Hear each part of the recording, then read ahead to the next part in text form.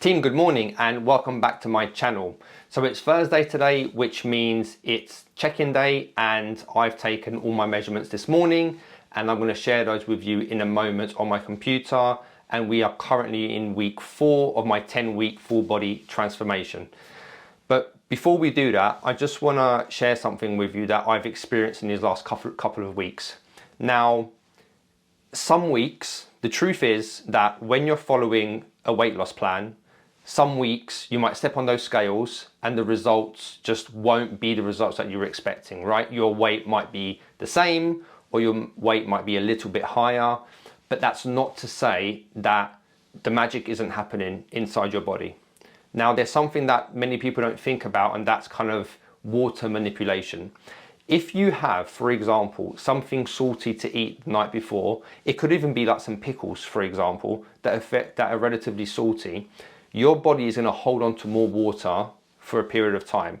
If you then happen to have that next morning you're doing your check-in and you're weighing yourself and doing your measurements, yes, you might have been in a calorie deficit all week, but because your body's holding on to a bit more water due to that salty food you've had, that might not show on the scales, right? Same thing with kind of, water retention and carbohydrates. If you eat something that's very salty and carby, i.e., let's say you've eaten like a pepperoni pizza, 1 gram of carbohydrate normally carries 3 or 4 mil of water.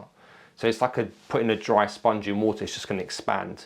So let's just say you're in a calorie deficit and you've eaten something a bit salty with a bit of carbs. When you step on the scales the next day, you might even show that you're a little bit heavier, but all that weight is water weight. So it's very important not to let yourself feel demotivated when you don't see the results that you want on that week. Look at the progress over a longer period of time, say 2 or 3 weeks, and where's the trend? Is the trend going down with your waist, with your body fat, with your weight, or is it kind of going up? If it's going up, then the whole thing needs to change. But if it's coming down, then you know that the results, are happening. And it's never linear. It's never like a linear line. It's always kind of a zigzag approach. So let me show you what I mean by that by going into my computer. Right, before we start, a few of you guys have mentioned that you find it quite difficult to read this on a phone because the screen's quite small. So I'm just going to enlarge this and this should be better for you guys. Right, so let's have a look at, first of all, the compliance for the week. So let's go into the calendar. So as you can see here, it's been another good week in terms of exercise. So from last week, we did pull, HIIT training here, and then had a rest day on Sunday, and then push, legs, pull, and we've got HIIT training today over here. So just to recap, in terms of my training schedule, how I'm running this at the moment is I'm essentially doing 4 days back to back and then a day's rest. So I'm doing 3 weight sessions, a HIIT session, and then a rest day. 4 weight sessions, a HIIT training, and then another rest day. So it's not specific to each day, it just kind of rotates. So my rest days are always changing. Now each session takes around an hour roughly, and with the HIIT training, in terms of weights, with the HIIT training it takes about half an hour, and I tend to vary what sort of machine I do the HIIT on. I'm quite enjoying the assault bike at the moment because it's quite easy on the joints. It gets the heart rate up really quickly, so I'm really enjoying that. So I think I'll do that today as well. So let me know if you've got any more questions on that, or if you want me to go into more specifics of the training, but that's essentially how I'm running it. So 8,000 steps, let me just pull this back just a little bit. There we go. So with the 8,000 steps, I wasn't compliant every day. So Saturday we achieved it, Monday and Tuesday, not yesterday, and I think today I'll try and hit it as well. So still need to work on the steps. It really makes, because I'm in the UK at the moment and it's such bad weather, like I know it's not an excuse for what it is, but it's not good enough. It's just difficult when you're working from home and going out for 8,000 steps when it's raining. But anyway, I'm not making excuses. I just need to make more time at the gym to walk on the treadmill. So that'll be fine. So let's look at the actual results. So progress. Let's look at body weight. So big drop this week. So I'm currently 82.2 kilos and I was 83.8 last week. So the reduction in calories and tracking 7 days a week has really worked. So this is really good. Quite a big weight drop this week here. So if we then look at body fat percentage, that's come down from 19.7 to 18.2. That's a big drop as well. So if we then look at and this is what I was talking about earlier, about not getting, a linear line of progression. What I'm anticipating will happen, and guys, this is very, very, very common, right? Next week, I might get a little drop again, or it might even go up a little bit, and then the week after it will drop again. Like, it's always, generally speaking, it's always this kind of zigzag approach. If we then do this for a longer period of time, say 6 months, 3 months, it's always this zigzag approach, but the trend is downwards, which is body fat, which is what we're aiming for. It's never going to be like a linear line. So a dot here, a dot here, a dot here, a dot here. It will never happen. It'll always be like this. Okay. So that's that. Let's look at body measurements. So neck, this is expected. It came down ever so slightly, 0.5 centimeter. Chest came down ever so slightly as well, 0.5 centimeter. But my waist, so my waist came down from 86 to 83.5. So that's another big drop. What else am I doing? Biceps, left bicep, just went back to where it was before. I've always had quite strong arms, but 32 centimeters. So let's look at pictures. I think here you can start to tell a big difference already. Like my frame, without even zooming in, you can just tell that my frame, my midsection here, is starting to become a lot tighter than these pictures here. Yeah, so you can see some abs, some 2 abs, and maybe 3 starting to come through a little bit. But yeah, you can just see from here without having to zoom in. The gut here is starting to come back just a little bit. Still got a lot of work to do though. And I think here you can tell as well, the lats on both sides are starting to come in, and everything just looks a little bit tighter compared to this one here, a bit more soft and flabby. So it's taking a bit of time, but it's working, right? It's working. We just need more of this. So that's great. Let's look at nutrition. So look, let's not beat around the bush, right? Nutrition has been, it's not in yellow because I actually underate this day. It's 1500. But that's why I got such a big drop in weight and body fat, because I stuck to the nutrition for 7 days. Protein, some days still a little bit low, 135. That's really bad. Should be better than that. Carbs, these seem high, but it's only 140 grams on this day. This day 73, 90, 100. And then fats, I quite like high fats. So 64 grams, 81. But, when you're in a calorie deficit, what's really important is the calories followed by the protein. This is going to make you lose fat. This is going to make you hold on to muscle. And this is what you need. If we look back here, when I wasn't getting, look at the difference. So the gray is when I don't fall within my goal, and the yellow is when I've hit my target, which was this. Now look at the difference between how many yellows and how many grays a few weeks back when I wasn't seeing the results that I wanted versus this month. This is today, so don't look at that one, right? So when we're compliant, we follow the plan, then we get the results we want. So now we just need more of the same, right? This is working. This is exactly what I want. So if I can lose 1% a week, which is quite hard going, but it's possible for the next 6 weeks, then I should, what am I now? 18. So yeah, I should come in, body fat. So yeah, I should come in at around 12% body fat, which I'll be very happy with. So yeah, guys, super happy with the results. Things are going well, and I can tell as well because I'm just hungry. I'm feeling hungry. I don't feel quite as energetic as last week. The training's still going well. I'm still fueling myself in the right way, before the session with having lots of carbs or medium carbs and high protein. So I'm feeling good. So amazing. So yeah, we just need to keep on the momentum. These calories are working. So I'm now at the moment, just to quickly recap, if I go to goals, I'm following Actually, let's make this a bit more specific. So at the moment is 1,700 calories. I've got a 10% variance, which means if I come within 10% of this number, it will mark it as yellow as complete. And we're doing 42% protein, so 184. But we're going to now also track full macronutrients. So we're going to look at around, I don't want less than 60 grams of fats. So that leaves me about 120 grams of carbs. My body, I just prefer to eat higher fats. So let's go there. So 184 grams of protein, 123 grams of carbs, and 58 grams of fats will equal 1,750 calories, which will give me roughly the same amount of weight loss that I saw this week. So let's save that. So now when I go into here, this will give me the nutrition for the day. Here you go, my goals, right? Calorie goal, protein goal, carbs, and fats, all here. So yesterday, for example, as you can see, I was just short on protein.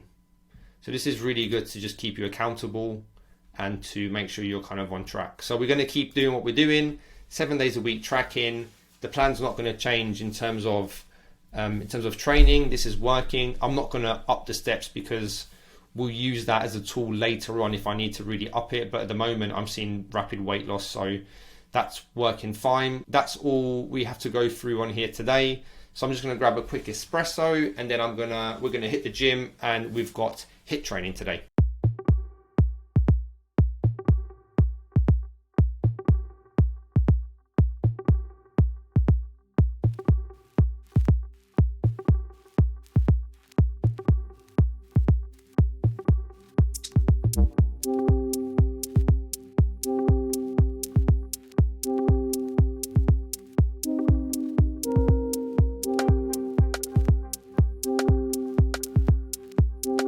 Hey, what's up guys? So it's Friday, it's a new day, and today I am about to share with you 4 or 5 of my favorite compound moves that you can basically do if you are short on time, you haven't got that much equipment, perhaps you got a gym at home, or maybe you're just traveling and you have a hotel gym that hasn't got that much kit.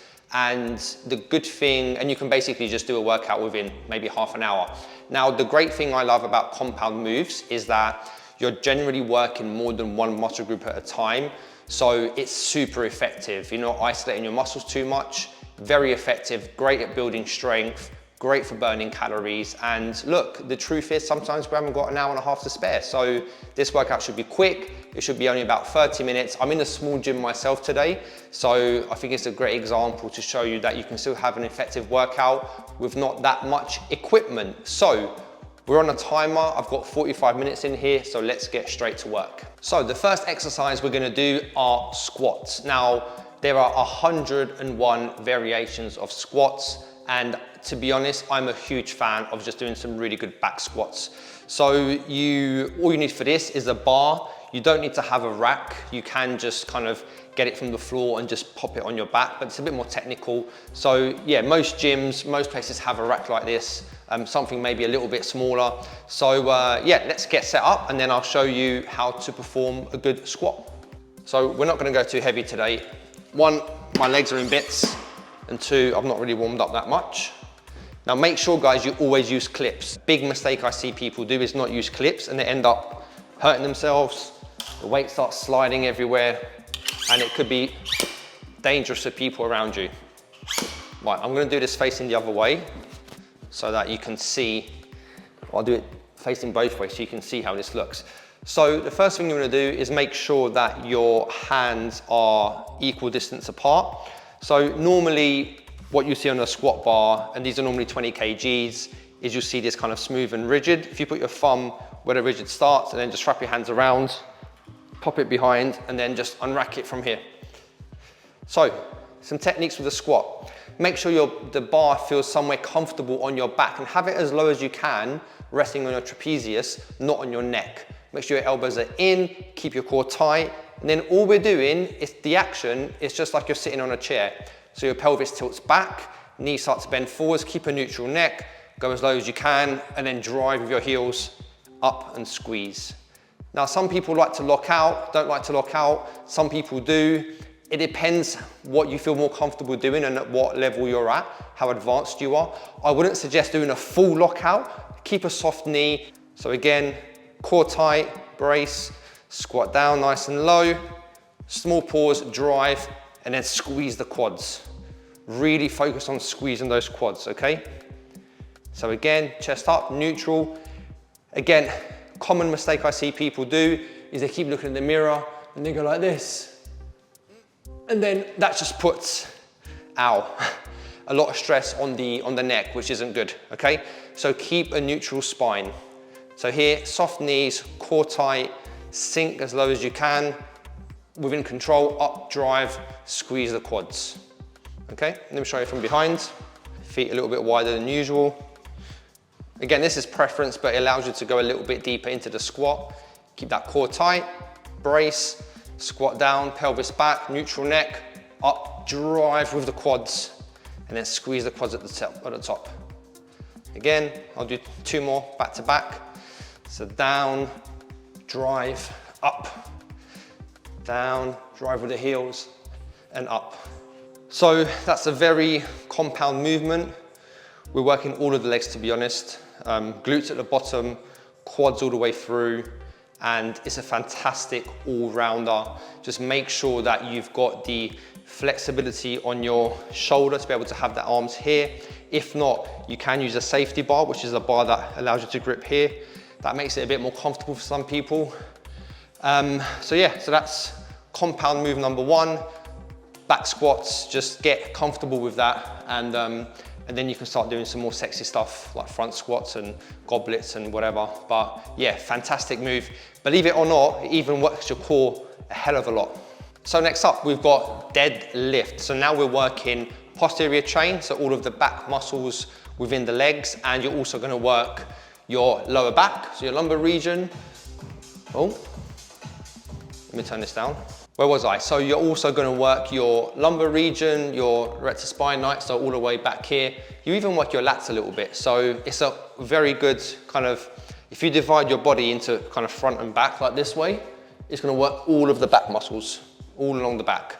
So yeah, they call a deadlift the king of exercises. So it's called that for a reason. Right, so with this setup, all you want to be doing is making sure that you have the right elevation from the floor with the bar. So use big plates if you've got them. And then again, start low. You are gonna train your lower back, so you don't wanna rush into this, and just make sure that you're well warmed up, you're well stretched. But if you've done squats already, your back should be pretty agile by now. So yeah, quite simple, this movement. So just make sure that your feet are quite close to the bar here, hands a little bit wider, and then you wanna sink your hips. This is where a lot of people go wrong. They lift with their back, but you want to sink your hips, chest nice and high, neutral neck, and then up, drive, and then squeeze the glutes. Back down. It's called a deadlift for a reason, so drop the weight. Okay, again, reset, back, drive, and then squeeze the glutes. Then back down. Again, up. Squeeze, keeping that core nice and tight. Make sure you brace the core at all times. So one more, so get under it, straight back, lift, squeeze the glutes, and then back down. So work your way up with this one, and just remember to lift using your hamstrings, the back of your leg, rather than using your back, okay? So that's exercise number 2, deadlifts. Right, so now we are doing, we're gonna train back, and we're doing bent over row with a barbell. Now this is a great exercise for not only working your back, but it's really good for your core as well, because you're having to, brace in this kind of bent over position, and then you're gonna row your back with the barbell. So it's a fantastic workout for your core, very, very strong compound movement. So let me show you how to set everything up. Right, I'm not sure how much I'll be able to talk during this movement because it is a little bit more aerobic. So, oh, this is a bit fiddly, isn't it? Right, so from here, what you want to do, so in terms of hand position, you want to, let me just put it up here so you might see it better.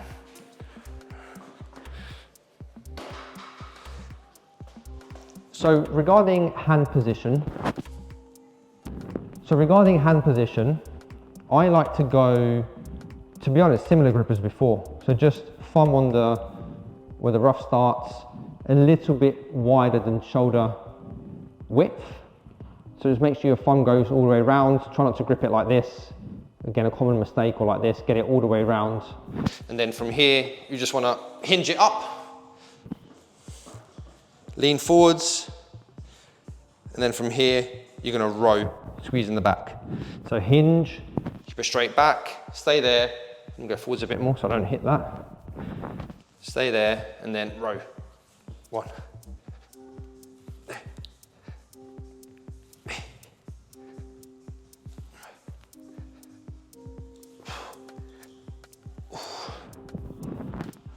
Quite aerobic that, believe it or not. Right, let's try and get another shot from the back. So here, remember as well guys, keep this in a neck in a neutral position. So core tight, hinge forwards, neck neutral, and then row.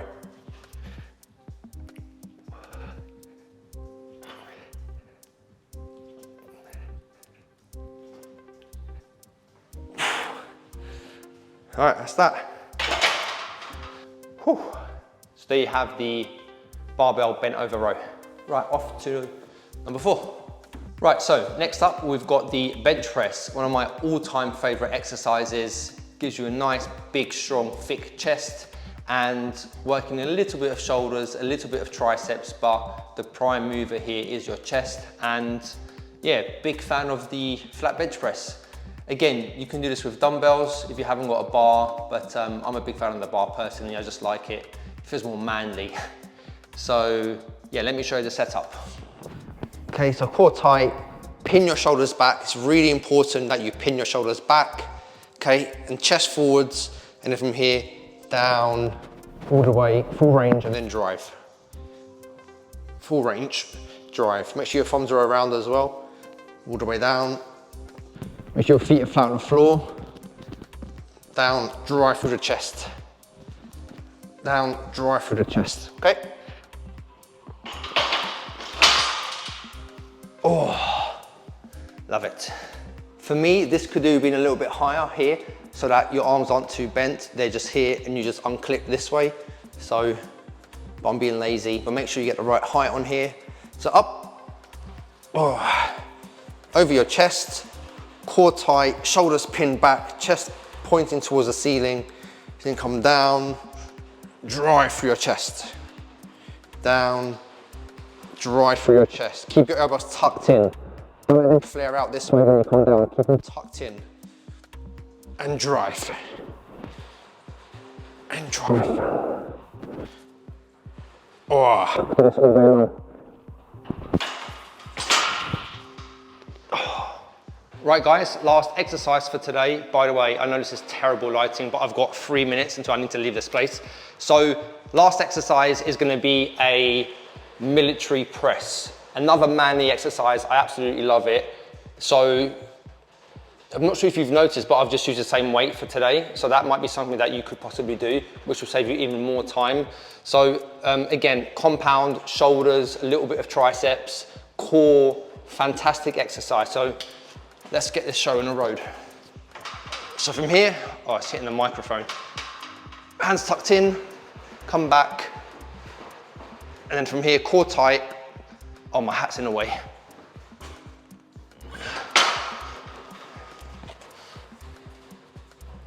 Right, let's try that again.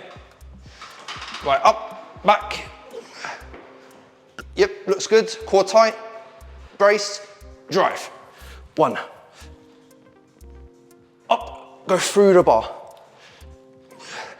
Up, bar goes backwards slightly, move your head forward slightly.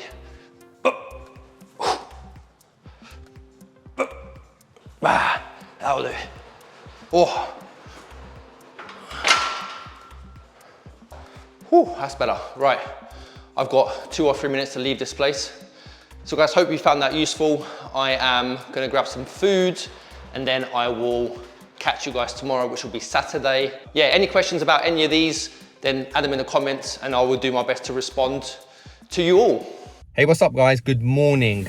So it's Saturday morning and I'm afraid this week I might have to cut this video short. So we've had a little bit of a family emergency and we've had to nip over to the hospital and we're still there. Might be there a while. You know how these things are. They might take a while. And I just won't have time to kind of film more content, and I'll still have to edit this tonight to then release it on Sunday. So I'm afraid this is all we have time for this week, but tune in again on Wednesday as always. And I look forward to seeing you on the next video. Take care.